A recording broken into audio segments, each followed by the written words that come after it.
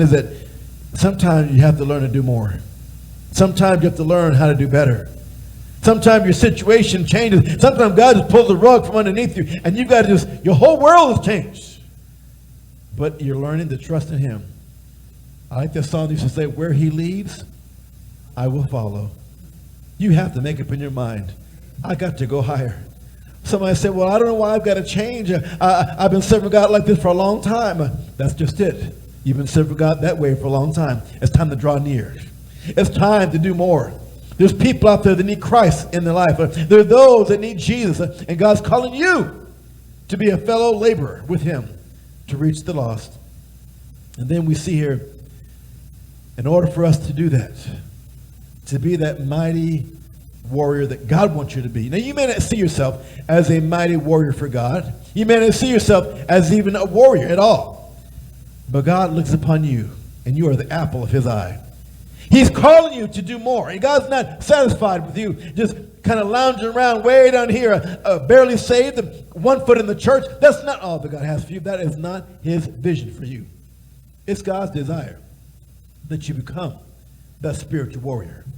It's God's desire that you let go of all of your sin. It's not enough to say, well, I made it to church without cursing at anybody.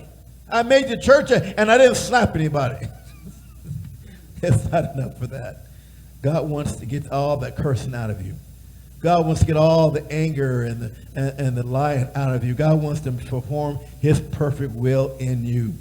And so to do that, he wants you to do something. I know sometimes people don't want to do it, but you have to do it. What is it he wants you to do? Increase your spirituality.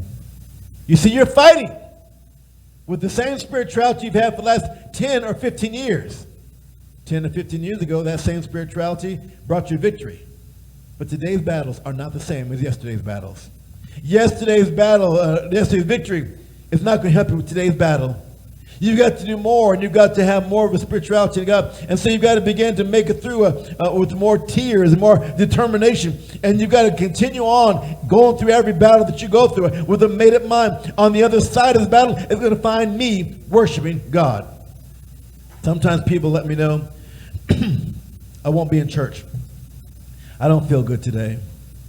I won't be in church because I had this happen on Thursday, and I just don't feel like it. And I just look at them.